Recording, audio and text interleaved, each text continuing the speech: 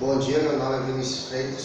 Bom dia. Bom dia, Vinícius. Nós vamos dar início à primeira aula sobre o curso para codependência ou familiares de pacientes em tratamento de dependência química. Para dar início à primeira abordagem, à primeira aula, nós vamos colocar sobre como funciona o processo de instauração da dependência química. Quais são as influências genéticas, ambientais, que favorecem a instauração desse fenômeno chamado dependência química, desse complexo, dessa doença complexa que é a dependência química. Hoje, os estudos falam que existem predisposições genéticas em alguns transtornos psiquiátricos, traços de personalidade que influenciam em contato com o meio ambiente, vulnerabilidades cognitivas que favorecem a distúrbios comportamentais que vão ocasionar contatos com grupos sociais e ambientais disfuncionais que facilitam a experimentação, que ocasionam benefícios psicológicos no uso e que vai evoluindo para uso social, uso nocivo e até então chegar ao fenômeno da dependência química. Então, ao primeiro passo, quais são os fenômenos, os traços genéticos que possam influenciar ou favorecer esses distúrbios comportamentais? Seriam os transtornos mentais psiquiátricos primários, que é aqueles que já nascem com o paciente. Quais são os transtornos mentais mais comuns primários nos pacientes que possam se tornar dependentes químicos? Seriam transtornos psiquiátricos da esquizofrenia, depressão, transtorno afetivo bipolar, transtornos ansiosos, transtornos do pânico, transtorno de déficit de atenção e hiperatividade, transtorno de personalidade e transtorno alimentares. São transtornos psiquiátricos que favorecem uma disfunção comportamental. O que são, além dos transtornos psiquiátricos, nós temos traços de personalidade. Quais seriam os traços de personalidade? Nós temos pessoas com traços de personalidade de introversão, emotivo, pessoas com déficit na tolerância de afetos, aqueles pacientes que se sentem muito ou absolutamente nada, que alterna entre intensas e vagas sensações de desconfortos. Nós temos prejuízos nas habilidades de autoproteção. Nós temos vulnerabilidades no desenvolvimento de autoestima e nós temos os problemas de construção dos relacionamentos da intimidade e os traços de personalidades adquiridos. Então nós temos traços genéticos e traços de personalidade que vão influenciar com o contato do meio ambiente a instauração do fenômeno da dependência química.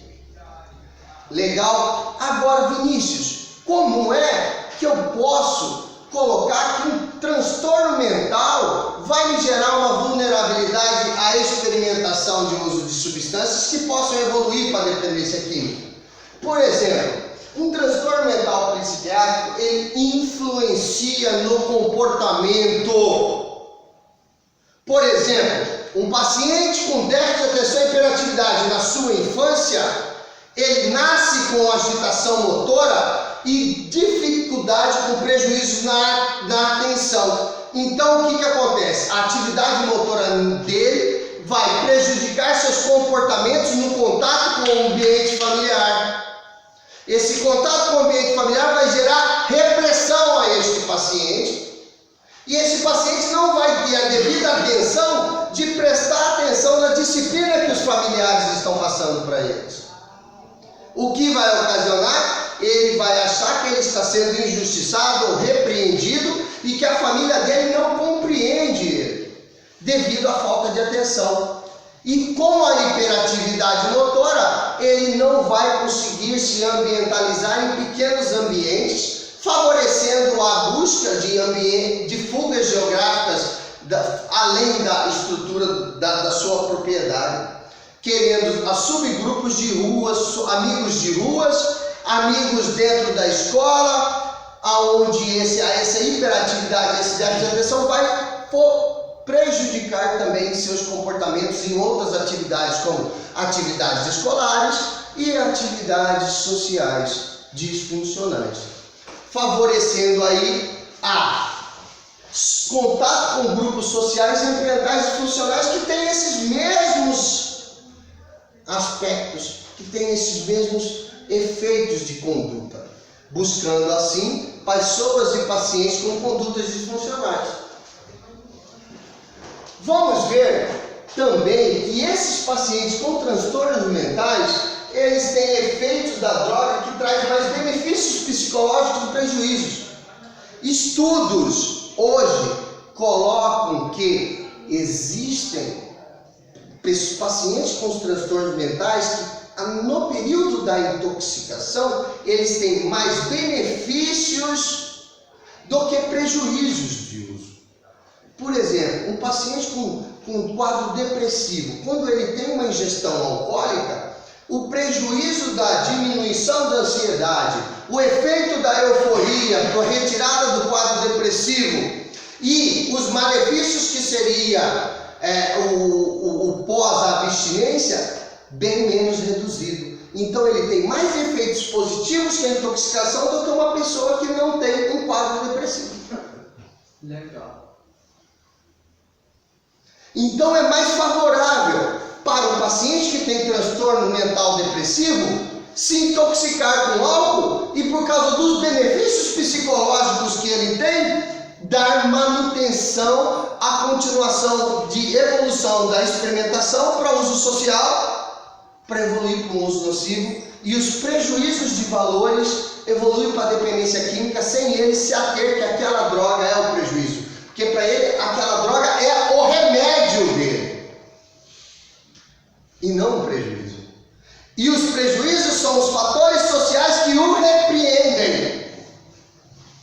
Por isso essa confusão mental e inversão de valores sobre a repressão e os benefícios causados pela intoxicação. Então vamos lá, pessoal. Vamos ver estudos sobre livros que falam sobre a hereditariedade da genética e que explicam por que essas comorbidades psiquiátricas, ou esses transtornos psiquiátricos possam influenciar no tratamento, na evolução de um quadro de intoxicação de álcool e drogas para uma futura dependência química. Apesar de muitos mecanismos já terem tentado elucidar essa coexistência, nenhum foi suficiente para explicá-la. Na tentativa de perdurar sintomas, efeitos colaterais de remédio ou mesmo com a intenção de automedicação, pacientes com transtornos psiquiátricos acabariam usando drogas e álcool. Para quê? Para se automedicar. Porque o efeito da droga, ele diminui sensações desconfortáveis dos sintomas psiquiátricos. Por exemplo, paciente com hiperatividade motora, que tenha déficit de atenção, quando ele tem a intoxicação da substância maconha, ele vai ficar menos agitado. Paciente que se intoxica com álcool e que tem quadro depressivo, ele sai do quadro depressivo, fica mais eufórico e bravo e ocasiona um melhor bem-estar. E o pior, os efeitos negativos dessa intoxicação para quem tem transtornos mentais psiquiátricos não é tão agravados como se fosse uma pessoa que não tem esse transtorno mental. Ele sofre menos desconforto na fase da abstinência. Por isso, o favorecimento da perduração, dessa manutenção desse uso. Em alguns estudos envolvendo pacientes com transtornos mentais, foram relatados alívio, melhora de alguns sintomas pelo uso de substâncias Quer dizer, melhora os sintomas do seu desconforto mental. Psicoativas. Após consumirem álcool, 70% de 75 pacientes esquizofrênicos tinha melhora subjetiva de ansiedade, quer dizer, melhora a ansiedade dos pacientes com transtornos mentais, efeitos positivos como humor, melhora sua estabilidade de humor, melhora nos sentimentos de apatia e anedonia e melhora de distúrbios de sono. Olha os benefícios ocasionados nos pacientes. E isso não é só nos esquizofrênicos. Outros estudos relatam que pacientes com déficit de atenção e hiperatividade, transtorno de ansiedade, depressão, bipolar, têm efeitos de intoxicação muito mais prazerosos, como diminuir a ansiedade, melhora a empatia, melhora a comunicação, melhora o seu estágio de euforia e melhora a sua comunicação interpessoal com outros entes da comunidade. Por quê? Porque a grande dificuldade de um paciente com transtornos mentais ou traços de personalidades disfuncionais ou traços adictivos é condutas comportamentais, dificuldades de relação interpessoal, dificuldade de comunicação com outros pacientes, com outras pessoas da sociedade. Essa dificuldade faz com que esses pacientes busquem uma aceitação social. Eles se sentem, paciente com déficit de atenção e hiperatividade, ele vai, devido à sua hiperatividade, ele sempre é, muitas vezes, colocado, repreendido por ele ser invasivo a outras. Pessoas depressivas, eles já se sentem inferiores. Então, devido a quadro psiquiátrico, o paciente ele vai sentir uma necessidade. E de acordo com cada substância psicoativa, devido a esse estágio mental desfavorável, ele tem mais benefício do que prejuízos com a intoxicação de álcool e drogas, favorecendo assim um benefício psicológico e favorecendo a experimentação e a manutenção. Ele vê mais efeitos positivos, ele não vê tanto efeito negativo. Vamos dar continuidade. Acredita-se que em algum período de suas vidas, cerca de 50% dos pacientes com transtornos mentais graves desenvolvem problemas relativos ao consumo de álcool e drogas.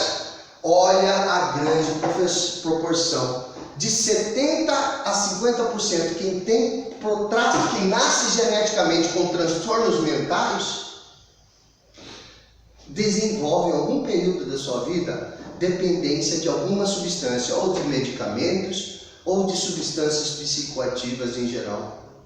O índice é muito mais alto. Um paciente, uma pessoa que não tem traços de personalidade adictivos, que não tem transtornos psiquiátricos, ele tem, de cada 100, 10% se tornam os dependentes químicos. Nós vemos dentro das instituições e dos centros de tratamento um quadro de 90% dos pacientes com características latentes de transtornos psiquiátricos primários que evoluíram para condutas comportamentais, que essas condutas comportamentais disfuncionais evoluíram a eles se colocarem em situações de risco. Então, vocês podem pensar, meu filho então já tinha um transtorno mental ou um traço de personalidade disfuncional? Sim, vocês podem perceber, todos os familiares podem perceber que já desde a infância já tinha condutas comportamentais diferentes de outros irmãos. As famílias podem perceber que no colégio as condutas já eram diferentes, desde a forma como ele se comportava, a repressão, problemas ou de hiperatividade motora, de disfunção comportamental, de bagunça, de falta de aula, de andar com outros alunos disfuncionais, de brigas, já aparecia ali pequenos conflitos, já aparecia ali pequenas problemáticas desde a sua infância, devido aos seus fatores genéticos.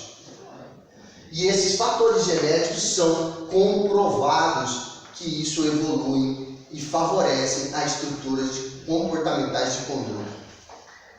Automedicação. A presença de psicopatologia estimulando o abuso de substâncias como de minimizar ou aliviar de sintomas relativos a um transtorno primário. Por exemplo, o álcool utilizado como ansiolítico de fácil acesso. Quer dizer, o paciente tem um quadro depressivo, o paciente que tem um quadro de transtorno de ansiedade e conhece o álcool como um suposto ansiolítico, quando ele estiver num nível de estresse mental e ele já conhecer a intoxicação do álcool, qual vai ser o sintoma desse paciente? Eu vou beber para aliviar o meu estresse mental, da ansiedade. Ele se automedica com a substância psicoativa. Por isso favorece a manutenção dessa intoxicação constantemente, que vai se agravando. Começa-se com esse princípio de automedicação, mas ele experimentou o álcool devido a fenômenos. Como eu vou experimentar o álcool? Até que ponto? Tudo se começa com os fatores genéticos.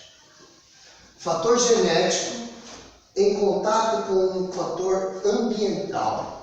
Vinícius, então você está falando para mim que meus fatores genéticos em contato com o meio ambiente eu posso tornar dependente químico ou não? Sim, mas existem outras fases.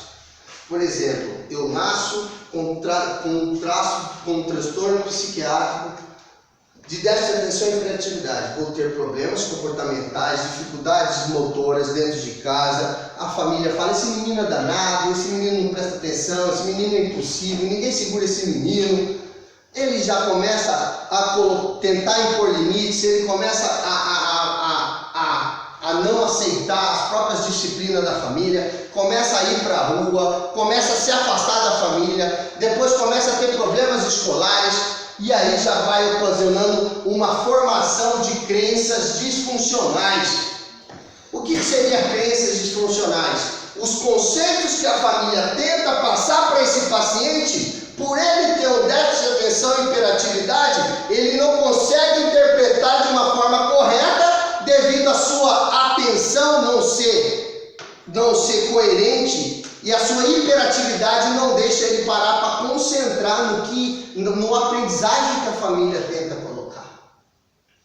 E ele vai formar contato, ele vai formar essas crenças disfuncionais que poderiam ser: minha família não me entende, eu não nasci para ser dessa família.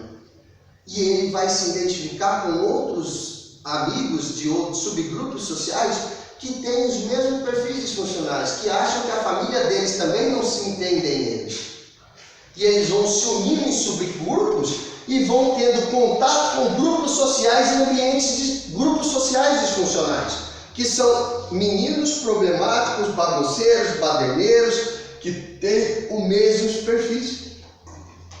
E é aqui, nesses grupos, que sempre aparece um com uma maconha, um baseado, com uma garrafinha de cerveja, porque ele já sente a necessidade de se automedicar devido à sua problemática mental, ou seus traços de personalidade, sua conduta comportamental, seu fator genético ou sua conduta, seu fator genético com contato com o meio ambiente, gera um estresse mental que vai ocasionar uma automedicação, uma necessidade de sentir, de tomar alguma sensação de prazer para que aquilo ali melhore aquele bem-estar, ou para que ele esqueça essa problemática ocasionada dentro do seu ambiente familiar, dentro do seu ambiente escolar, porque ele já está fugindo de uma realidade que a sociedade já tenta impor para ele desde aquela época.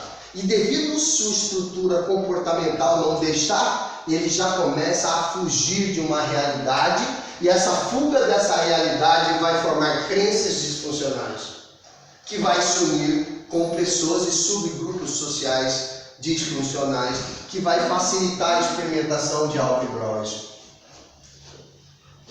Após a experimentação de álcool e drogas, o paciente se depara com duas situações. Os benefícios psicológicos, que são os efeitos positivos. Quais seriam os benefícios? Cada substância tem um benefício psicológico. Por exemplo, o álcool vai ter euforia, vai ter um bem-estar, vai ter uma melhora na sua conduta, na sua sociabilização naquele momento. Pacientes com traços de personalidade de introversão, ele já se comunica melhor. Pacientes que têm quadro depressivo também melhora. Paciente que é hiperativo melhora o seu bem-estar, a sua coordenação, a sua atenção. Parece que no momento, pelo menos no efeito primário, melhora a sua atenção. Melhora a sua euforia, o seu bem-estar. Aqui que está o segredo. Existem na experimentação, após a experimentação, existem pacientes que têm um quadro mental estável, que existem mais malefícios do que benefícios. Tem gente que experimenta o álcool uma vez e já fala, não, isso aqui para mim não serve. Ele experimenta e para. Por isso que existem, de cada 100 que experimenta, 10 se tornam dependentes químicos, porque nós temos uma filtragem.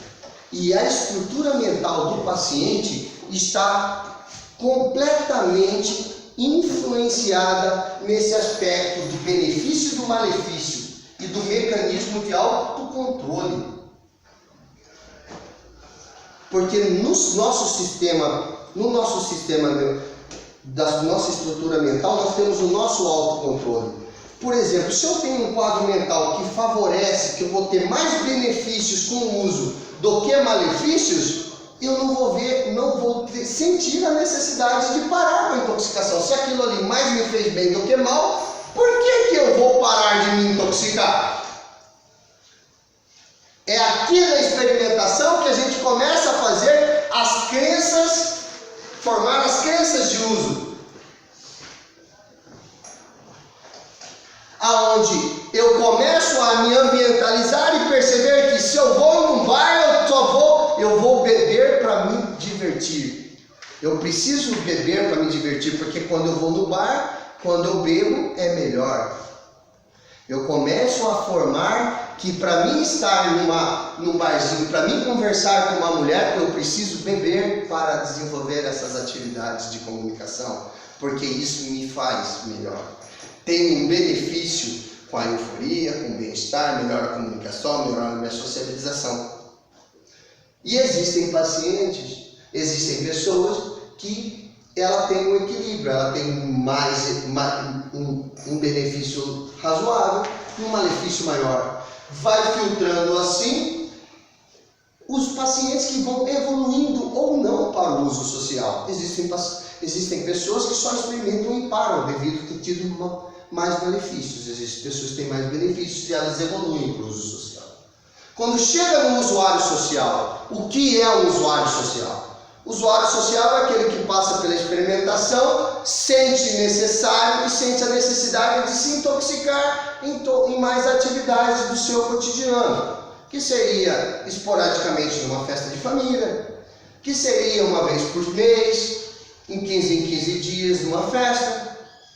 Só que vai chegando ao ponto que, como ele sente muitos benefícios e as necessidades vão aumentando das suas atividades de lazeres, essas pessoas vão achando que vai ficando pouco só de 15 em 15 dias, eles vão se firmando e vão começando a evoluir por um quadro de usuário nocivo. Porque até enquanto você está como usuário social, você está fazendo as suas atividades básicas necessárias. Quais são as nossas... Quando nós começamos a perceber que o uso de álcool, substâncias estão causando problemas para mim, para minha família e para a sociedade. O ser humano tem 5 necessidades básicas. necessidades sociais, necessidades familiares, necessidades Espirituais. profissionais,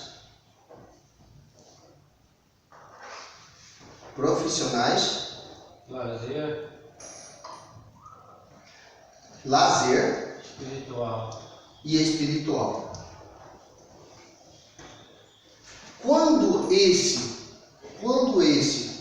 paciente ele começa a passar dessas atividades sociais, ele começa a sair do usuário social para um usuário nocivo, evoluir o estágio, já começa a aparecer problemas.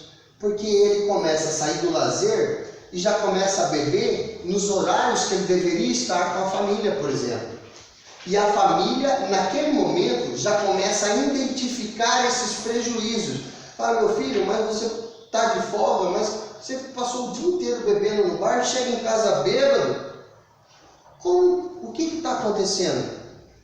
Você já não dá atenção para os seus filhos, direito, já não dá atenção para a sua esposa, já começa a chegar no trabalho na segunda-feira cansado porque bebeu no domingo. Só ressaca. No período de sábado, domingo, já começa a beber na quarta-feira, então você já bebe domingo, já trabalha segunda cansado, terça-feira quando você melhora, quarta-feira você trabalha bem, quarta você já bebe de novo, vai trabalhar quinta de ressaca, sexta-feira, então você já começa a desenvolver, a sua família começa a ver que você, nos seus períodos de lazeres, você não está efetuando suas atividades básicas familiares. Você, nas suas atividades profissionais, seu rendimento já está caindo. Nas suas atividades sociais, você já está andando com subgrupos de pessoas que são usuárias da substância que você prefere. E já vai contaminando sua área social, sua área familiar, sua área profissional. Sua área de lazer já é vinculada ao uso da substância. E sua área espiritual já cai desde a época quando há essas intoxicações, porque você já não faz atividades espirituais. Então nós percebemos que nesse momento a família já começa a entrar em constante estresse e preocupação com esse ente querido. É aqui na transição do usuário social para o usuário nocivo que entra o agravamento no contato familiar. É uma da parte principal, porque até então a família pensava, não, ele só é assim porque ele tem condutas comportamentais, mas ele vai amadurecer, ele vai melhorar. Mas aí começa a intoxicação de substâncias e o quadro em vez de melhorar aquele comportamento disfuncional, aquele comportamento vai o quê? Ele começa a evoluir, depois aquele comportamento disfuncional vai, agravando com a intoxicação de álcool e drogas. Porque como ele já tinha um comportamento disfuncional devido aos prejuízos da sua formação de crenças cognitivas disfuncionais. Quando ele joga a intoxicação de álcool e droga nessas crenças disfuncionais, é como se fosse uma retirada da realidade. A interpretação dele do real já é bem comprometida. Ele já começa a fazer o necessário para se intoxicar. E a família começa a perceber e ele não enxerga o intuito da família para com eles. E aí começam os conflitos, a agravar os conflitos familiares com esses pacientes. E essa evolução do usuário nocivo para o dependente químico é em questão de um passo. Então, Vinícius, o meu filho não nasceu um dependente químico, não. Você percebe-se que ele teve uma vulnerabilidade genética, ele formou um contato com o meio ambiente. Nesse contato com o meio ambiente, ele poderia ter uma filtragem. Não é porque ele nasceu com essa estrutura genética disfuncional que ele se tornou um dependente químico. Dentro dessa filtragem com contato com o meio ambiente, ele poderia ter várias formas de brecar essa intoxicação. Houve uma evolução para o usuário social, usuário nocivo, até chegar à instauração da dependência química. Quando há a instauração da dependência química, já há uma perda de controle total deste paciente. Esse paciente ele já não começa a enxergar com o seu juízo de valores. Ele já entra num efeito de se intoxicar-se, recuperar da intoxicação e arrumar condições para usar. É um ciclo vicioso e ele não consegue enxergar ao seu redor uma confusão mental tão grande que ele não consegue enxergar os prejuízos ocasionados pelos seus comportamentos adictivos. Aí se instaurou a dependência química, há um fenômeno chamado tolerância, vai usar em grandes quantidades, há uma confusão mental, há uma perda de controle devido a essas disfunções. Aí o paciente já não consegue se manter com o emprego, o paciente já não consegue manter suas atividades familiares nenhuma, já há abandono familiar, já a esposa já abandona o marido, as mães muitas mães abrem mão, muitos pais abrem mão, tem pessoas que ainda ficam lutando, mas cada vez que luta mais, vai agravando esse quadro, e aí está instaurado a famosa doença da dependência química e do codependente. Eles adoecem de acordo com que vão evoluindo com a fase, desde a época que nasce, no seu fator genético, em contato com a família, com a formação das crenças disfuncionais, vai passando para a experimentação, vai chegando no usuário nocivo, já começa a agravar essa formalização da doença, tanto da codependência quanto da dependência química. Então vamos lá. Não existe uma fronteira clara entre uso, abuso e dependência. Poderíamos definir uso como qualquer consumo de substância, seja para experimentar, seja esporádico ou episódico. Então, quer dizer que uso é qualquer experimentação. Uso social seria um uso esporádico ou episódico, seria finais de semana. Uso, abuso ou uso nocivo como consumo de substância que já é associado a um prejuízo. Quer dizer, prejuízos biológicos, psicológicos e sociais. Quer dizer, quando eu já estou com uso nocivo, a família já compreende os danos ocasionados na minha estrutura mental, comportamental, psicológicos, sociais, com as pessoas que eu amo, com o prejuízo dentro da minha família, se eu tiver constituído uma família, se eu tiver casado, se não, dentro da própria casa da família e dentro das suas atividades profissionais, já vê que começa a aparecer, já começa a perder o emprego, se não está perdendo o emprego, o rendimento profissional já cai, já tem o patrão já falando, para de beber, você está bebendo muito, a mulher já começa a falar, se você não parar eu vou abandonar você. E nessa fase de usuário nocivo, muitos dependentes eles param de usar, porque eles ainda conseguem interpretar, conseguem ter uma visão dessa problemática.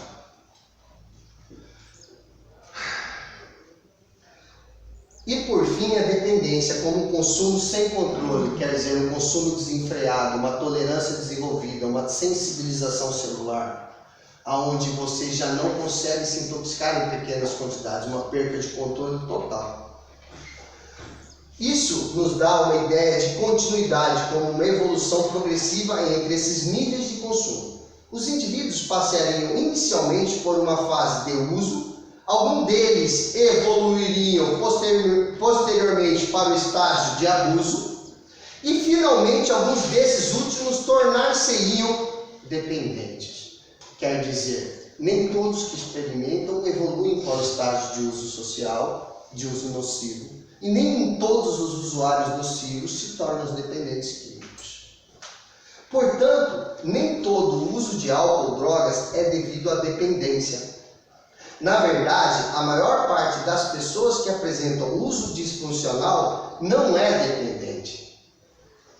Estudos populacionais demonstram que das pessoas que fazem uso nocivo do álcool, 60% não progredirão para a dependência nos próximos 2 anos. 20% voltaram ao álcool, voltaram para o uso considerado normal e 20% se evoluíram para a dependência. Quer dizer que de 60%, 20% dos usuários nocivos conseguem regredir os usos sociais. Eles percebem a problemática e falam, não vou dar continuidade.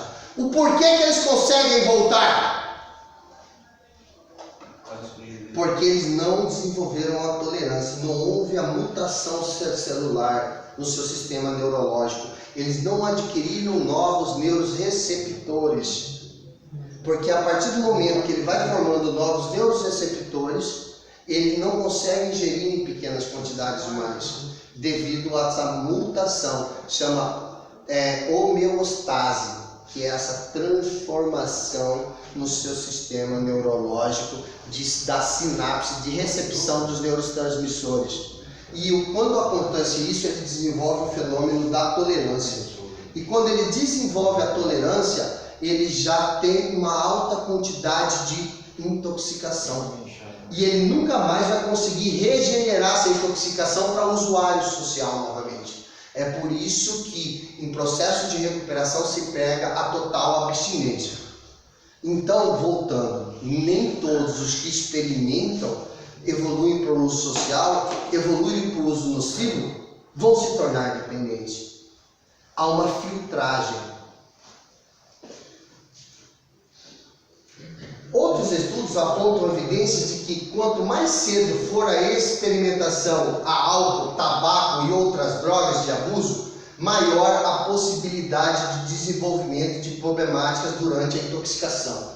Há estudos de quanto mais cedo se experimenta, mais problemas psiquiátricos e mentais vão desenvolver, mais sequelas e afetação na sua estrutura mental vai ser desenvolvida, e a probabilidade de desenvolvimento da dependência química de um paciente que começa a intoxicação com menos de 14 anos, por exemplo, é de 34% de 100. Se de 100 de um paciente acima de 21 é 10%, um paciente menor de 14 anos ele é quase o dobro, mais que o dobro na verdade, é o triplo, né? 34% é 10% para um paciente com a maturidade, com a maioridade. Então nós percebemos que um paciente precocemente com efeito de intoxicação, a sua estrutura mental e a sua estrutura cognitiva, ela é completamente afetada, e essa afetação, ela mexe na sua estrutura mental, genética, favorecendo de uma grande quantidade a evolução para a dependência química. Na verdade, não existe qualquer fator que determine de forma definitiva que as pessoas se tornarão dependentes. Uma combinação de fatores contribui para que algumas pessoas tenham maiores chances de desenvolver problemas em relação às substâncias durante algum período de suas vidas. Quer dizer, não existe um fator que determine. Por exemplo, nós temos inúmeros fatores genéticos. Eu posso ter uma pessoa que tenha transtorno de déficit de atenção e hiperatividade com traços de personalidade adquitivo, que possam ser um fator genético que pode influenciar com contato com o meio ambiente, que possa evoluir para crenças disfuncionais que possam terminar com a instauração da dependência química. Eu posso ter um paciente com transtorno mental psiquiátrico tipo primário de depressão, que pode ter contato com o meio ambiente, essa formação formar uma estrutura disfuncional cognitiva, que o contato que vai evoluir para a experimentação, vai ter um benefício psicológico e evoluir para a manutenção do uso, chegar ao ponto da dependência química. Então não existe um fator genético, um fator X específico. Existem várias vulnerabilidades cognitivas, vários transtornos mentais que possam gerar vulnerabilidades para o desenvolvimento da dependência química. Existem pacientes que só com transtornos adictivos evoluem para a dependência, com contato com o meio ambiente evoluem para a dependência química. São vários fatores ambientais, genéticos, que somados a mecanismos ambientais com mecanismos genéticos evoluírem para a manutenção. Também existem estruturas mentais favoráveis, que são aquelas que têm mais benefícios com o uso do que com os prejuízos. O conceito de síndrome de dependência alcoólica propõe, como veremos, a existência de duas dimensões distintas: a psicopatologia do beber de um lado e os problemas decorrentes do uso de outro. Uma coisa é você beber, outra coisa é você bater o carro, sofrer acidente, desenvolveram uma doença com cirrose, pegaram uma doença sexualmente transmissível, perderam emprego, perderam a esposa, perderam a família, morar na rua. E outra coisa é você beber, de 15 em 15 dias, tomar 2 copos de cerveja e uma taça de vinho. A linha da separação do usuário social do dependente químico são extremas.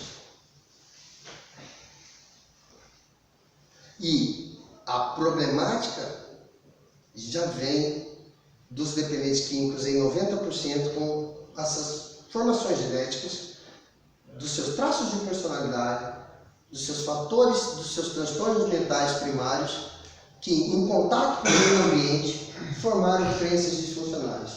O tratamento da dependência química, ela funciona em habilidades da sua estrutura, habilidades comportamentais para que equilibre a sua estrutura mental, para que não ocasione um novo contato ambiental e que reformule suas crenças disfuncionais criadas naquele primeiro contato, aonde o paciente vai voltar a uma realidade dos conceitos sociais. É a primeira fase do tratamento da dependência química.